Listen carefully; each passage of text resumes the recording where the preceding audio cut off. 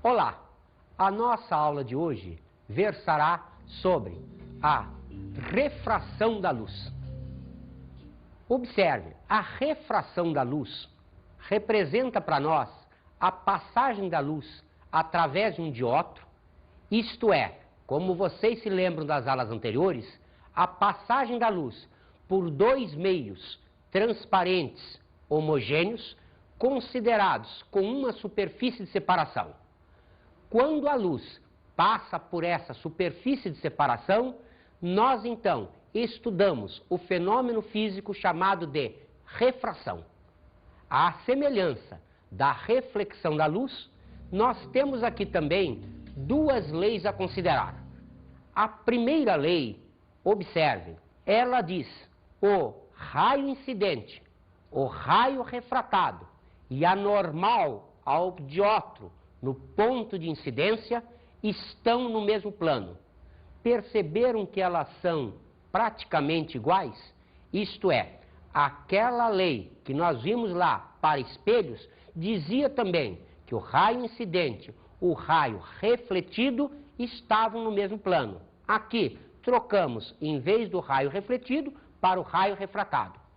A segunda lei, lá em espelho, falava da igualdade entre os ângulos de incidência e de reflexão. Aqui a situação mudou um pouquinho. Nós temos aqui o ângulo de incidência, isto é, o ângulo entre o raio incidente e a normal. Nós temos aqui o ângulo de refração, isto é, o ângulo entre o raio refratado e a normal. Observe que agora esses ângulos, nesta figura, não se apresentam iguais.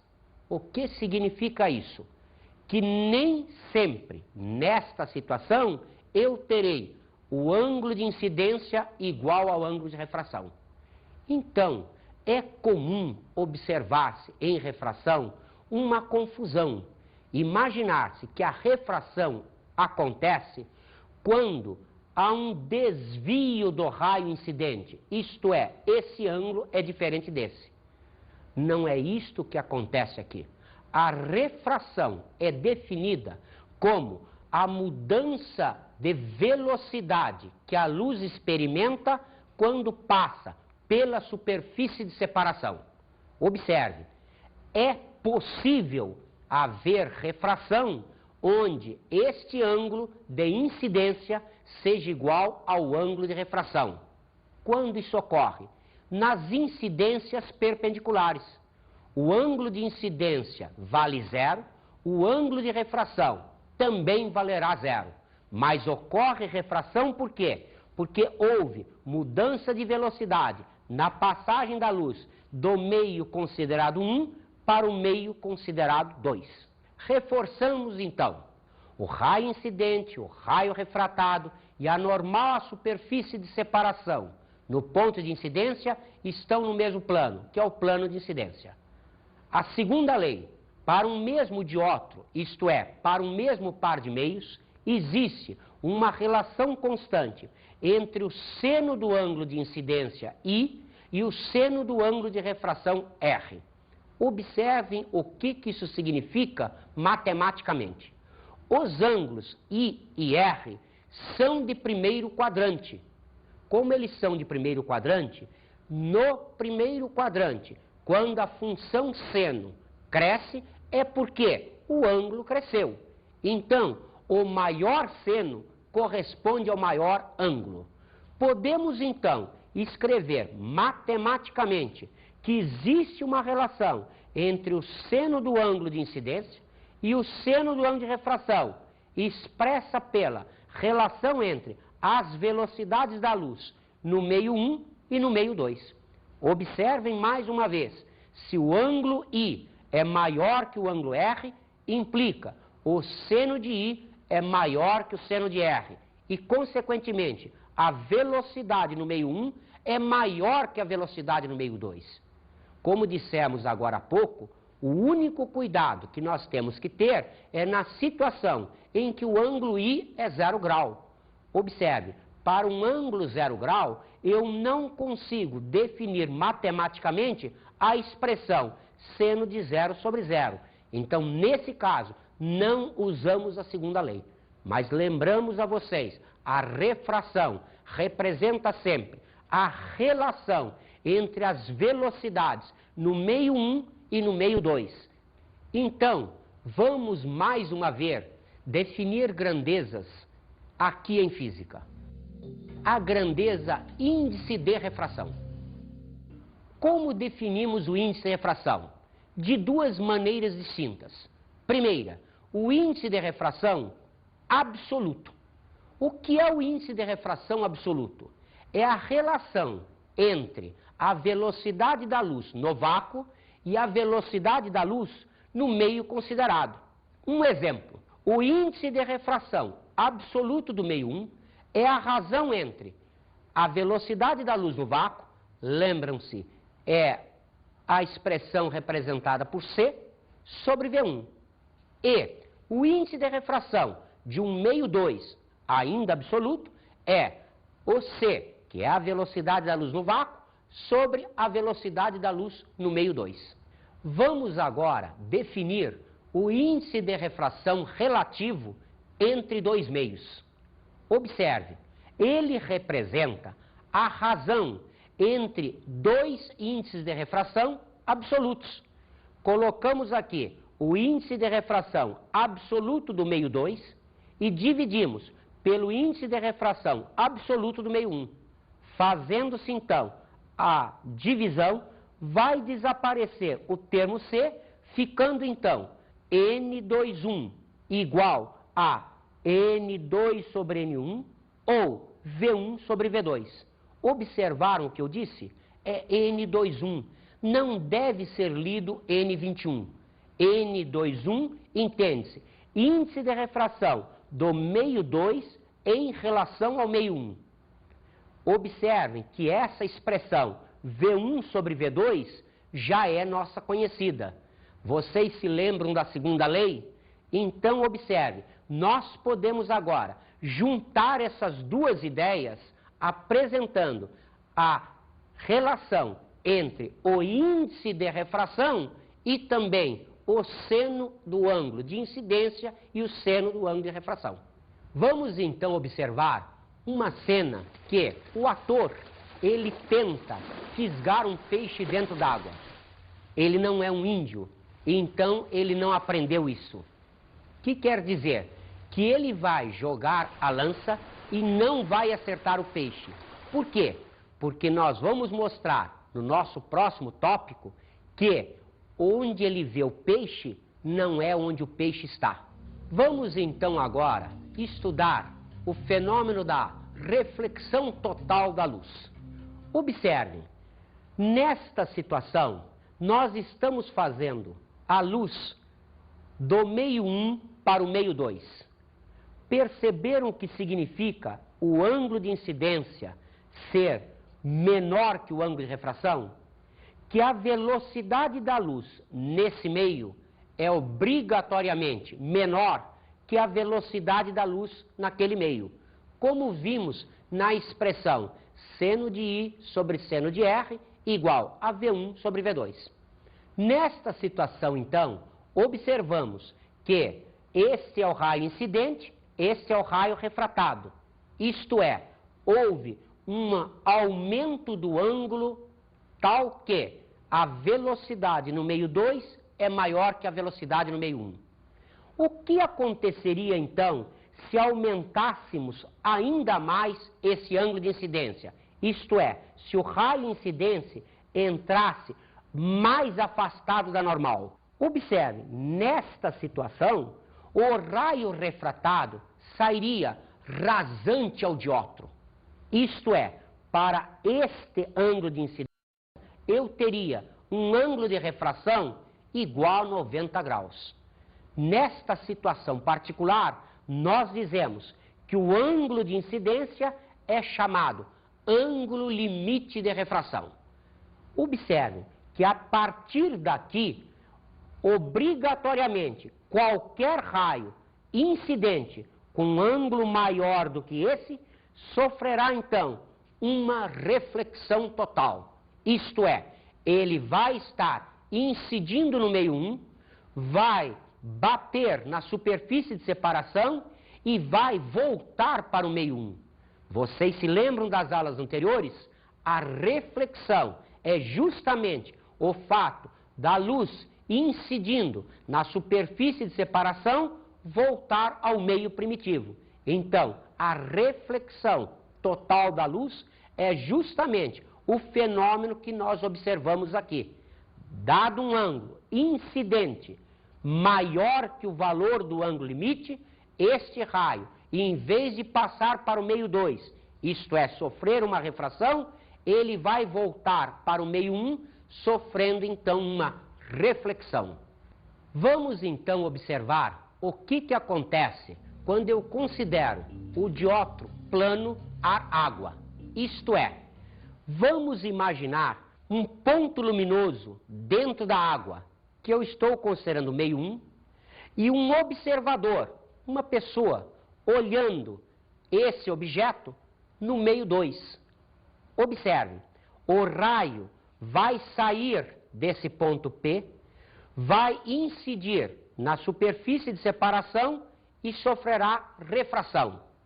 Como está indo de um meio mais refringente, isto é, de um meio que tem menor velocidade para um meio que tem maior velocidade, o ângulo R obrigatoriamente será maior que o ângulo I.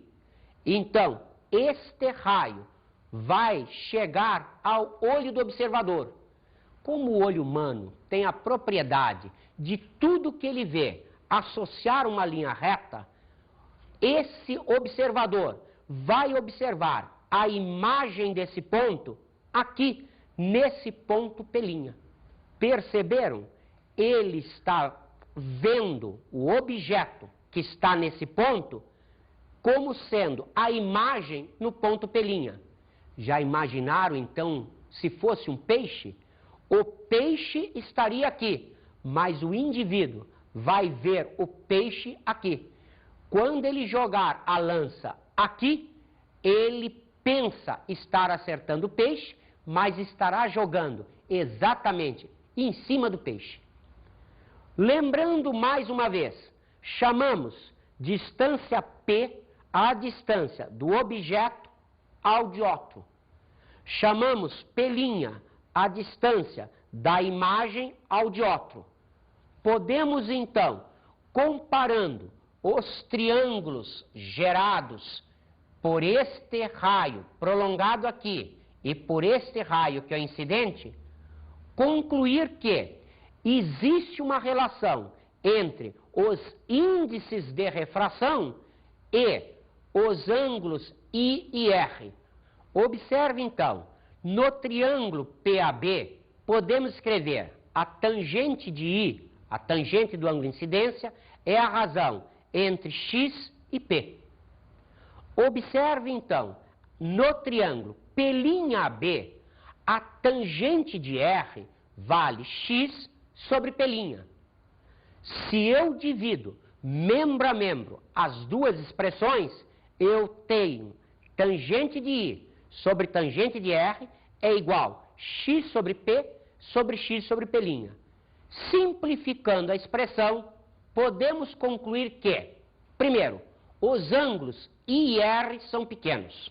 A tangente de I, como o ângulo é pequeno, nós sabemos da matemática, que se confunde com o seno de I.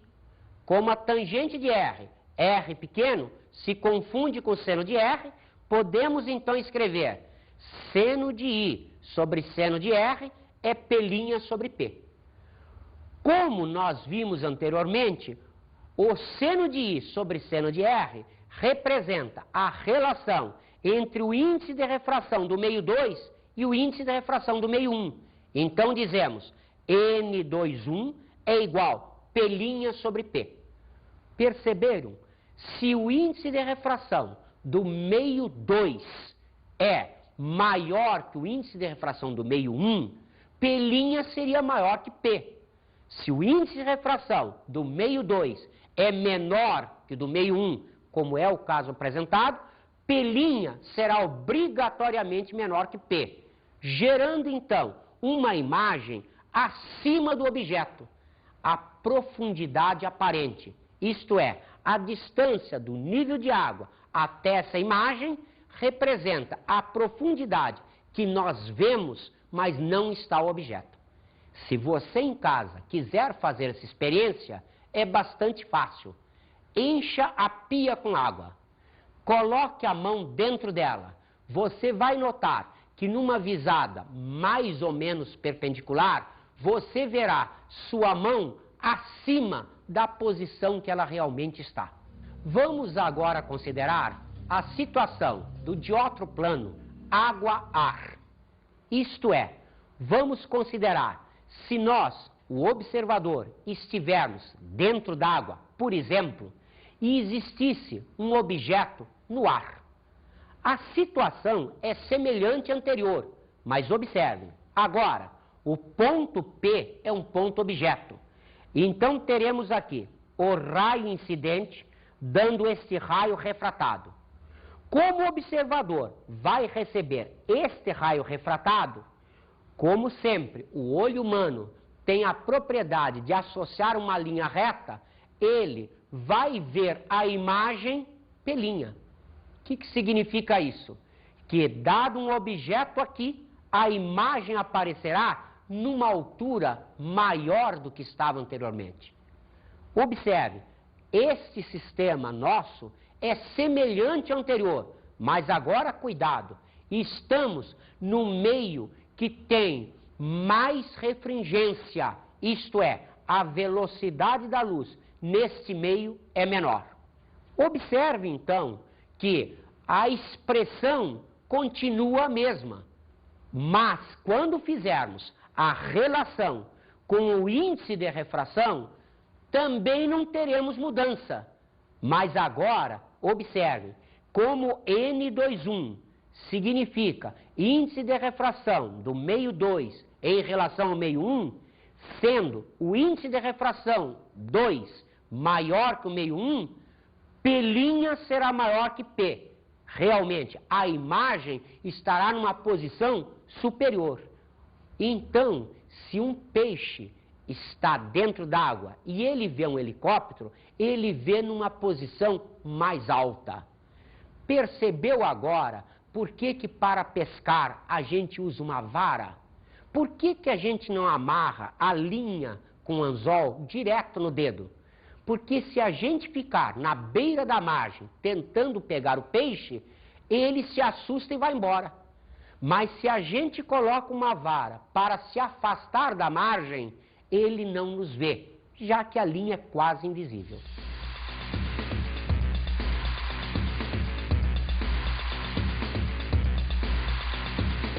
Não. Vai responder uma questão para mim. Olha só. Um feixe de luz monocromático passa do índice de refração N1 para o índice de refração N2. A velocidade de propagação da luz no primeiro meio é V1, no segundo é V2. Então, a relação N1 e N2 é igual ao quê? Ah, tem que perguntar para o professor de física. Eu, sem chance. Isso é complicado, né? Bastante. Se eu tentar falar para você na prática como funciona, é bem mais fácil. Bom, seria bem mais fácil, realmente. Processo de uma lente, o índice de refração da luz. Ela bate aqui e sai embaixo. Seria isso? Ah, sim, tipo da água. Da água, teoricamente falando. Um feixe de luz monocromático passa de um meio N1 para um N2. E a velocidade de propagação da luz no primeiro meio é V1, no segundo ela é V2. N1 sobre N2 é igual ao quê? N? 1 sobre N2 é igual ao quê? N1 sobre N2. Sabe o que seria isso? Né? O processo de uma lente, de um óculos. O processo de quando você está dentro d'água, a gente não parece menor, é a refração da luz. Mas é lógico, quando o raio entra, ele dobra. Ele dobra.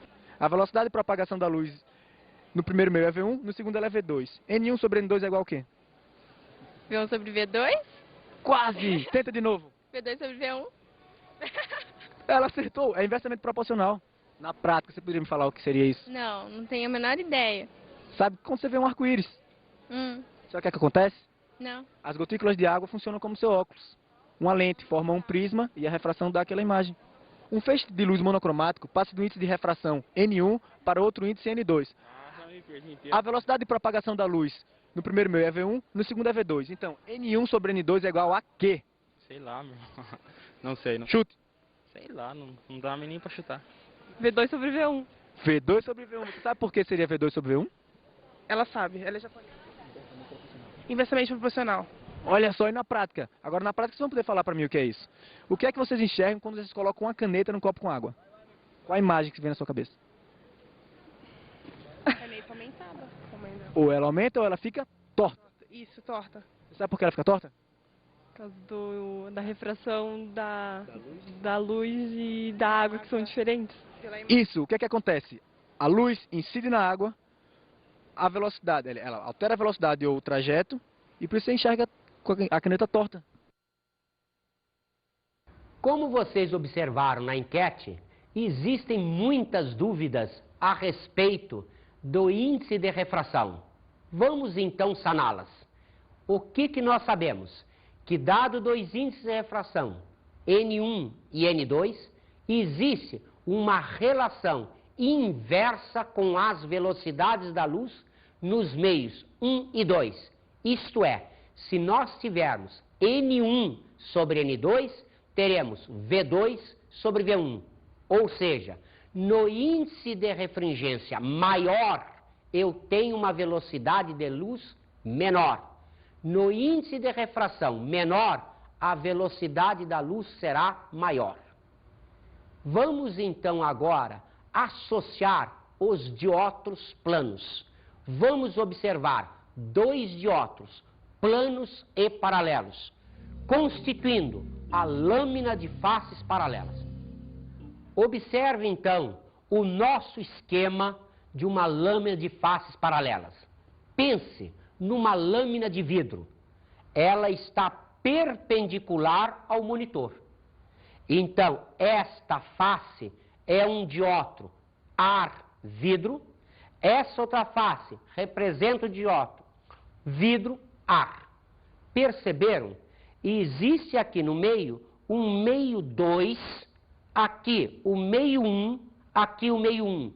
No nosso exemplo, ar, vidro, ar. Imaginemos então um raio incidindo sobre essa lâmina, vindo do ar, através do ângulo I1. Esse raio sofre refração nesta superfície, se aproximando da normal. Por que se aproximando? O ângulo R tem que ser menor que o ângulo I, porque a velocidade da luz no vidro é menor que a velocidade da luz no ar. Observe que chegando no outro diótro, agora a luz vai passar do vidro para o ar. O que significa isso? Como a velocidade no ar é maior que no vidro, obrigatoriamente o ângulo I2 será maior que este ângulo de entrada, que é o ângulo R. Perceberam? O raio incidente que tinha esta direção de propagação, ele foi transladado para esta posição. O que quer dizer isso? Ele está paralelo à situação de entrada. O raio emergente numa lâmina de faces paralelas é paralelo ao raio incidente. Dizemos então que nesta situação o raio não sofreu desvio, o raio só sofreu um deslocamento. Em alguns livros você vai encontrar isso com o nome de desvio lateral. Também é usado em física. Vamos determinar as relações existentes entre esses elementos. Considerando a situação do ar para o vidro, podemos escrever seno de 1 sobre seno de R vale N21. Se pegarmos do diótro 2,1, isto é, do vidro para o ar, escreveríamos seno de 2 sobre seno de R igual a N21. Perceberam? A equação é a mesma porque vale o princípio da marcha inversa. Se em vez de fazer a entrada, como nós fizemos, pela parte superior da lâmina, poderíamos perfeitamente fazer a entrada pela parte inferior, que o trajeto do raio seria exatamente o mesmo. Observe então que se I1 é igual a I2, o raio emergente é paralelo ao raio incidente. Vamos então chamar estes ângulos de I. Observem também que no triângulo ADB, o seno do ângulo I menos R é igual ao deslocamento lateral sofrido pela hipotenusa do triângulo, que é AB. Se nós pegarmos o ângulo R, poderemos ver, através do triângulo ACB, que o cosseno de R é igual à espessura da lâmina sobre a hipotenusa do triângulo retângulo AB. Ou, dividindo as duas expressões, eu teria seno de I menos R sobre cosseno de R igual o deslocamento sobre AB sobre a espessura da lâmina sobre AB. Eliminando-se os termos comuns, fica o deslocamento vale a espessura da lâmina vezes o seno de I menos R sobre o cosseno de R. Perceberam então que esse deslocamento depende não só da espessura que a lâmina tem, como também dos ângulos que existem de incidência e refração, isto é, depende também do índice de refração relativo entre os dois meios. Vamos então experimentar um exercício sobre isso? Observem, um raio luminoso propagando-se no ar incide sobre a superfície lateral de um cilindro de vidro no plano de secção reta do cilindro. Dentre as trajetórias do raio luminoso propostas, nestas figuras a seguir, são fisicamente possíveis. Vamos então ver as figuras? Observe, aqui está o cilindro. Perceberam que o cilindro está outra vez perpendicular ao monitor? Primeira hipótese, esta. Segunda hipótese, esta. Terceira hipótese, esta. Quarta hipótese, esta. Então o exercício pergunta, quais são possíveis? É possível? Sim. Observe, se isto é um cilindro, esta planificação me mostra uma circunferência. Então, como o raio está passando pelo centro da circunferência, obrigatoriamente, ele não sofre desvio. Ele sofre refração, mas não sofre desvio. Então, ele passa direto. Observe, nesta situação, o raio luminoso entra obliquamente à superfície, não está passando pelo centro. Mas, na figura do raio refratado, o raio refratado passa pelo centro. É impossível. Por quê? Porque, dado um ângulo I diferente de zero, é impossível que nós tenhamos um ângulo R igual a zero. Então, a figura 2 é impossível fisicamente. Analisemos a 3. Perceberam outra vez? Se isto é a circunferência, o centro está mais ou menos aqui. Então, a normal estaria aqui, a luz passando do ar para o vidro, de um meio menos refringente para um meio mais refringente, tenderia a se aproximar da normal. Isto é, o ângulo R de refração realmente menor que o ângulo I de incidência. Aqui, nesse dióptro, estaria acontecendo o contrário. Agora estaria passando do vidro para o ar. Então, como é de um meio mais refringente para um meio menos refringente, o raio tenderia a se afastar da normal. Este desenho é possível. Observem a situação do 4. É impossível. Se o raio está entrando aqui, ele está oblíquo a esta superfície. Se ele está oblíquo, ele não pode passar pelos meios sem desvio. Obrigatoriamente, então, esse raio teria que sofrer um desvio. Como tal, as respostas possíveis são 1 e 3 somente. Opção letra A. Vamos então a um próximo exercício. As miragens e as posições aparentes dos corpos celestes são corretamente explicadas através da primeira opção, variação do índice de refração das camadas de ar devido à mudança de densidade do meio. Opção B, reflexão total da luz nas camadas mais baixas, seguida da difração da luz. C. Interferência destrutiva que ocorre devido à reflexão da luz nas camadas mais altas da atmosfera. Opção D. Esfericidade do planeta, que faz com que os raios luminosos que tangenciem a atmosfera, dando-nos a impressão de desvio. Opção E. A esfericidade do planeta, que faz com que a atmosfera se comporte como um espelho convexo para os raios provenientes do Sol e ocasione uma imagem virtual dos objetos. Observe, quase todos vocês já devem ter visto essa miragem.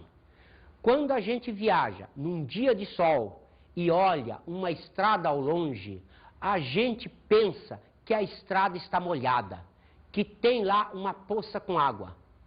Mas a gente entende pela física que lá não tem água nenhuma.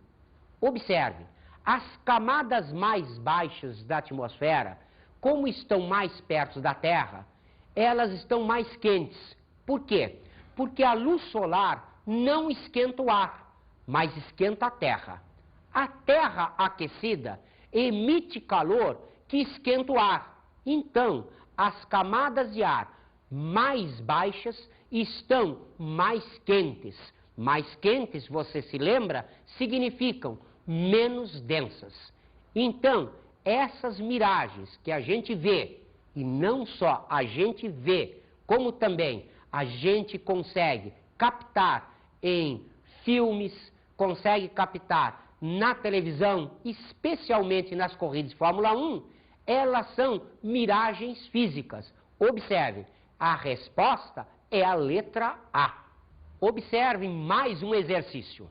Um feixe de luz monocromática passa de um meio de índice de refração N1 para outro de índice de refração N2. A velocidade de propagação da luz no primeiro meio é V1 e no segundo V2. Assim, a razão N1 sobre N2 é igual a... Perceberam? A nossa enquete era justamente esse exercício caído num vestibular. O que nós podemos dizer? Como eu tenho estas opções, eu sei que N1 sobre N2 vale V2 sobre V1. Isto é, o índice de refração é inversamente proporcional à velocidade da luz daquele meio.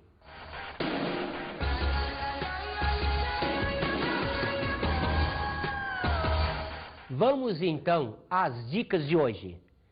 Observe, primeira coisa, a refração representa a mudança de velocidade na passagem de um meio para o outro. Além disso, lembre-se, a velocidade é inversamente proporcional ao índice de refração do meio. Isto é, quanto mais refringente é o meio, menos velocidade a luz tem nesse meio. E com isso, encerramos a nossa aula de hoje.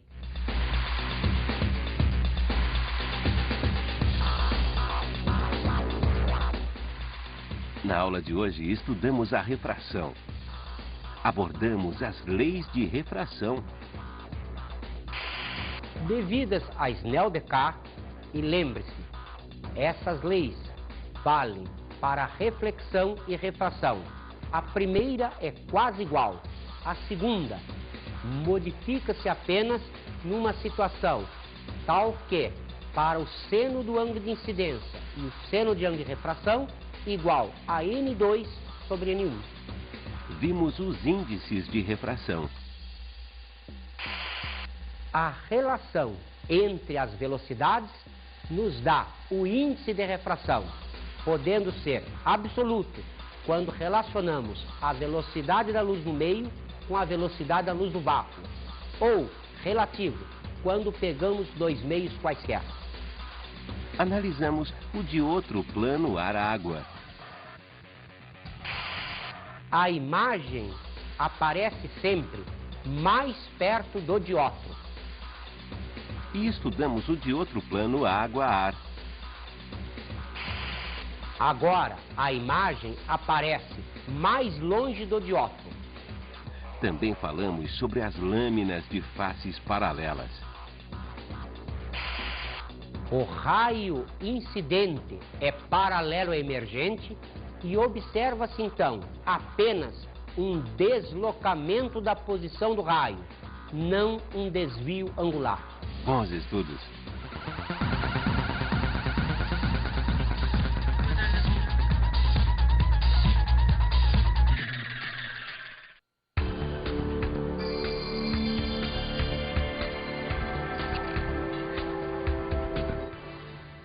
Colegas, nós podemos observar facilmente através da refração o princípio de Fermat. Podemos então usar essa ideia da refração para mostrar que a luz percorre sempre o caminho óptico mínimo entre dois pontos quando atravessa uma superfície de separação entre dois meios, tais que as velocidades nesses meios sejam distintas.